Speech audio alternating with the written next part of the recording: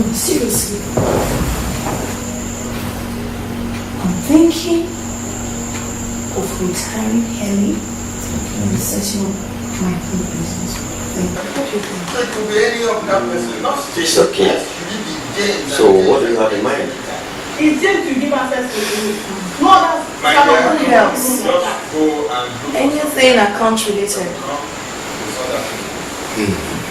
That's okay. Hello! That's what is running in the family. Where's my shoe? Have you seen Junior's results on account recently? Yes, I have noticed. I just pray it goes up and become like you. Thank you, dear.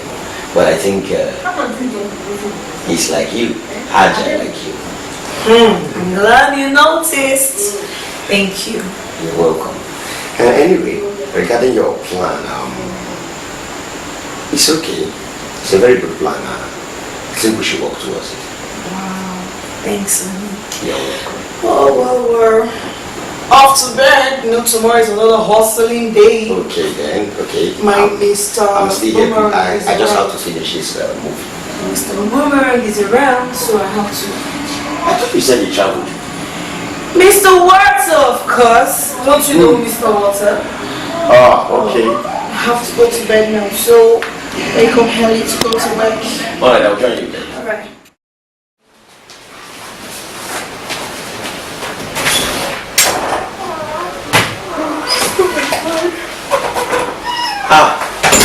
Honey, there you are. You're welcome. I was just wondering why you are not back yet. Oh, good evening. Good evening. How's your I'm day? so sorry. It's been No. Don't worry about that. Don't worry about that. I understand why you stayed back late. Anyway, I have an information for you. Information? What information? About your business proposal you told me about. I applied for a loan of about 4 million naira with our cooperative. At least to add to what you have. And? Anyway, they called me today that I should come and collect it. Oh my God! Really? Oh, you're the best husband! Honey, thank you. Thank you. Oh my God. Oh, Jesus. Wow. Thank you very much. Oh, you're the best husband in the world. I say that again. Thank you. You know I can do anything to assist you. Thank you, honey. Thank you. You're welcome. Thank you. Wow. You know, a colleague of mine, she's having the same idea, so I'm thinking of partnering with her. Because she's wealthy, she has money. So I'm thinking of having a joint venture with her. What do you think? How much do you know this colleague of yours? Very, very well. I can vouch for her anytime, anywhere. She's a good person. Anyway, whatever you're doing, please, I want you to make sure you follow a legal process.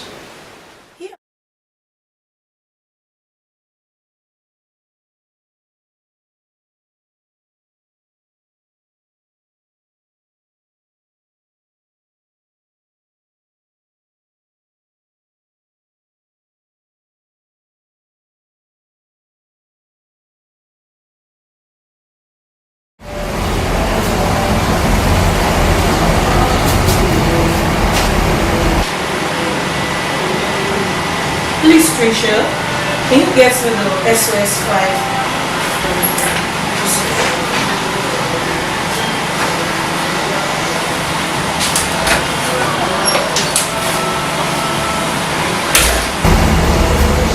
You look a bit aggressive. What was your? Yes. All is well. Well, I'm thinking about what? Is it possible? No, not at all. But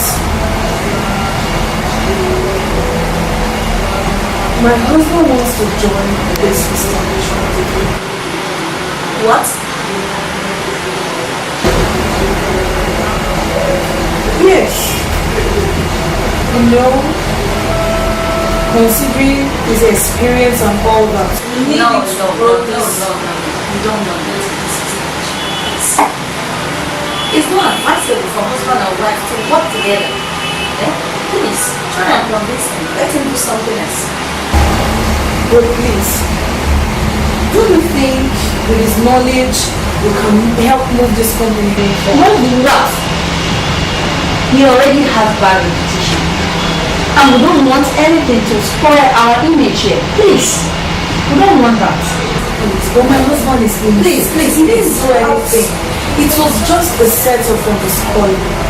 It's over, please. Okay. I'll try and talk to him. Thank you. You're welcome.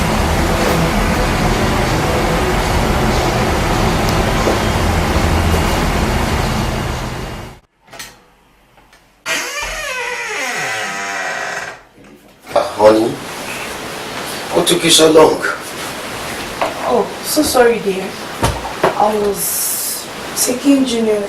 Alright, it's okay. It's okay. So did you talk to your friend, your partner, on what we discussed? Yes, I did. So what was But it didn't go well. She didn't agree. must she? Didn't you make her see reasons? I tried them, did. But come to think of it, what if you decide to go into another business, another kind of business? What do you think about it? Is that your take in this?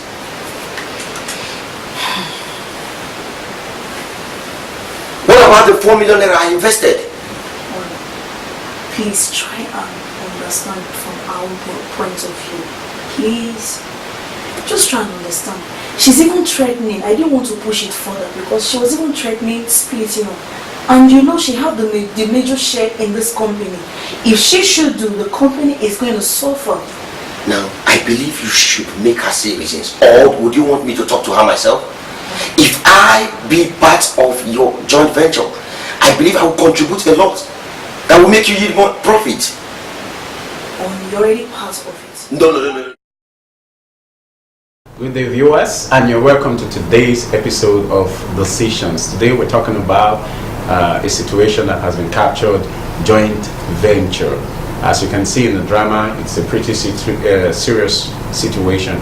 And joining me to discuss on this today, I have with me Mrs. Justina Kesabosa, who is the founder and a life coach at Joseph's Place, Nigeria Limited. I also have Pastor Apiriala Atedogu, who is the president of Apiri Hallowed Foundation. You're welcome, sir.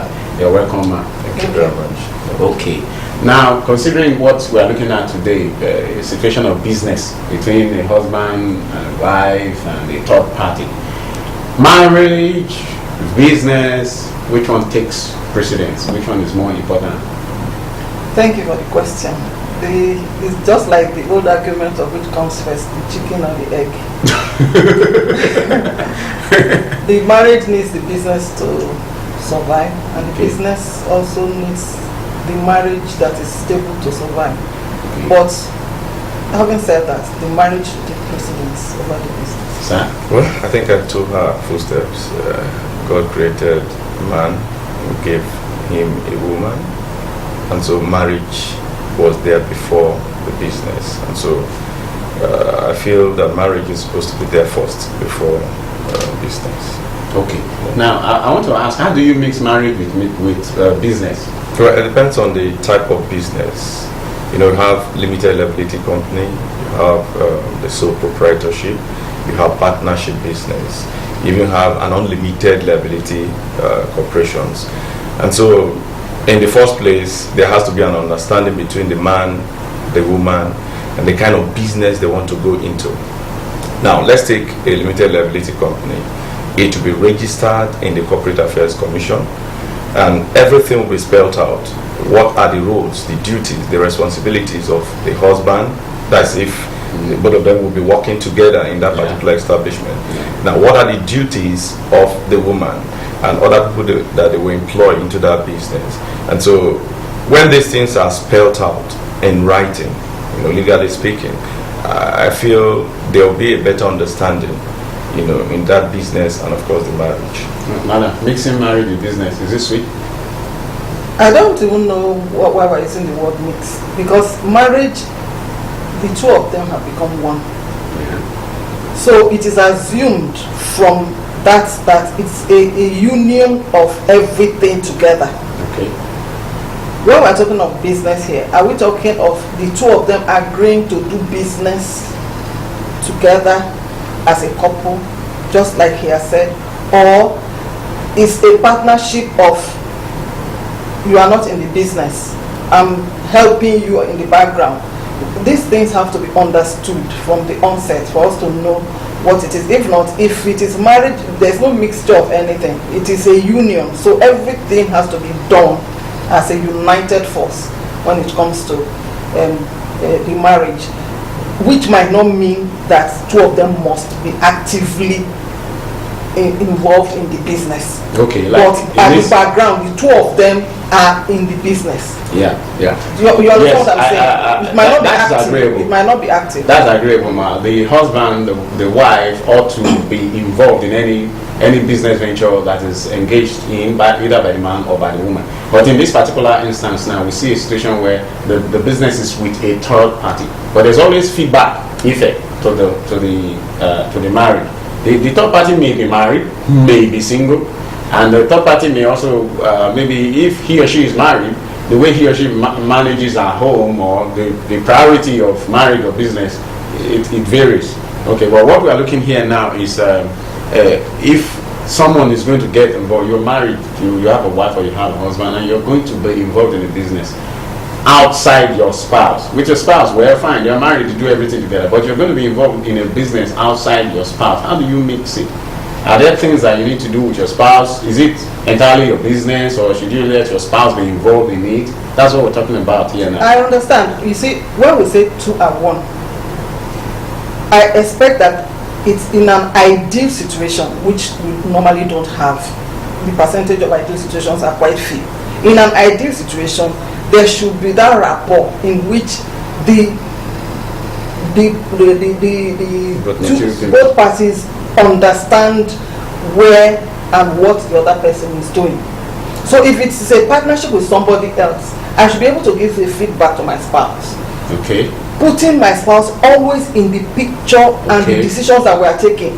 Okay. So he has to give counsel where I know he can give counsel. Where he knows he cannot give counsel, he should be able to direct me to where I can get counsel. So yes, I'm involving my spouse in what I'm doing to the percentage that is possible for two of us to be united in that thing. Okay. But that brings me to one other aspect. There are some businesses where maybe your partner in business is expecting that you keep some things that are trade secrets or business secrets. You shouldn't divulge it to other person. How do you now handle such a situation with your marriage? I have a perspective about life and about marriage. Whatever I do, I let my wife know virtually everything. One of the problems that cause problem in home is communication. When the couples are not, communicating appropriately, you just observe that there will be problem. Because if I find out that you're concealing something from me, including that your business, I'll be very angry with you. And of course, you know what that entails. Gradually, little foxes are creeping into the marriage, and of course, it will create problem. And so I believe I'm of this vantage point, that whatever the woman does in that business, whatever I do in my office, she has to know, and I also have to know. By so doing, the Bible says that as iron sharpeneth iron, so we sharpen the countenance of one another. In other words, you inform me about things happening in your business. I also inform you about things happening in my office. And so I wouldn't know where the solution might just come from you. That little thing you may tell me concerning a problem I have in my office, it will be a solution. And also in your own business, like the clip we just watched, every little thing that you pass on as the wife, to the husband, he has, he will certainly tell you, okay, no, do this, do that, or do this other one. And by so doing, the business will grow. Please, can I just add, because there was something you said, and you said, what if the partner does not want, some aspects of the business to be divulged? The point is, ground rules have to be set. I cannot enter into a business partnership with somebody that wants me to hide some things from my spouse. Because coming into the business, I'm dragging my spouse with me, physically or not. So I cannot enter into a business, but that is why we must know what kind of partnership we are entering into. Is it going to be a partnership that is going to have a negative effect on our relationship with our spouses or not? Because I cannot, it has to be understood from the beginning that there's nothing that I'm not going to tell my spouse in this business. Okay, I was going to ask a question that to what extent should a spouse be involved or know about the business of his or her spouse? So are we saying now that, are we both saying that everything should be divulged, regardless of the kind of businesses? That's my opinion by the word of God. Yes, of course, yes, because the two of them are one. When I, got to know about the scripture that the man will cleave to the wife and both of them shall be one flesh. It didn't say one soul. It didn't say one spirit. It said one flesh. And I shared with my wife. I said, it's one flesh. This physical flesh we're looking at. And so, both of you will start looking alike with time, physically speaking. And so, the both of them are supposed to have an idea or things happening in that particular business. They're supposed to know. Okay. As a business level, okay, we can agree with that. But at some other levels, in some places of employment, they have these attestations that you have to fill or sign, especially when it has to do with trading or shares or stuff like that you cannot divulge some information. What if you are employed in such a place where you are expected to keep, you are in a position of privilege where you know things, but telling your spouse about it could mean that your spouse will tell somebody else, and could mean that it may get known somewhere, it may affect your business adversely. How do you handle that kind of situation? Well, it depends on what we're looking at. From the clip we just watched, it's a business. Yes, I agree. If we look at it from that perspective, the woman is supposed to know everything. Of course, the man is supposed to know everything. But if you talk about security, and probably work in, say, Directorate of or maybe you want a central bank or something. Yes, and there are some certain sensitive, very, very high class information that I'm not supposed to divulge. At that point in time, she may not know. But that is not to say she will not know later. Okay, do you tell her something like, honey, there's a particular information I have, I'm not supposed to. No, you're not supposed to say that. Okay. You're not supposed to say that. For instance, the story of Isaac, the wife, and Abraham. God told Abraham, something to do with Isaac. He didn't divulge it to the wife because he knows the kind of woman he married as at that point in time. But subsequently, she knew. So there are certain things you may not tell the woman, right? By that time. Because of the sensitive nature, right? And with time, she will know. From you, not from any other person. She has to know from you as a man. The point is, like you said, I was at a point an examiner with WAEC, and you sign, we set questions, and you sign that a kind of oath of secrecy. I told my husband that I am doing such as, of course I wouldn't be hiding anywhere and be doing certain questions. I told my husband, but I don't think any other person knew until. But the point, just like he said, that I want to re-echo, you have to know the kind of person that you are married to. Not because the person is a bad person, but we have our weaknesses. And when we have our weaknesses, we have to be able to help the other person to uphold, to uphold that person in the place of weakness to bring force to strength. Strengthen the pressure. Yes, because if you didn't tell your spouse, I don't see why you should go and tell other people. Okay, we want to take a little break now, and we'll be back to continue discussion. Please stay with us. To support or advertise on this program, please send a mail to advert@ColonyProject.com.ng or call +234 809 512 5565. Okay, you're welcome back to the second part of today's discussion on joint venture. Sir, the main reason for Mr. Smart's wife not wanting, Mr. Smart's wife's partner not wanting Mr. Smart to be involved in their business is because he has a bad reputation. He was laid off for something that seemed to be a negative act in his place of work. So he's not wanted in this business because they don't want him to bring his bad reputation to affect the business. Is there any way his wife can walk around this to make him part of the business? Is there any walk around to such a situation? Well, the woman that is the partner didn't really understand the nitty-gritty of what transpired in Mr. Smart's company. Organization, if she wanted to know, she would have known. It's just a question of going back to the company to find out. For the wife of Mr. Smart, if you ask me, I'm of the opinion that she should pull out from the business and they start their own. Reason, is that I believe in starting small in whatever I do.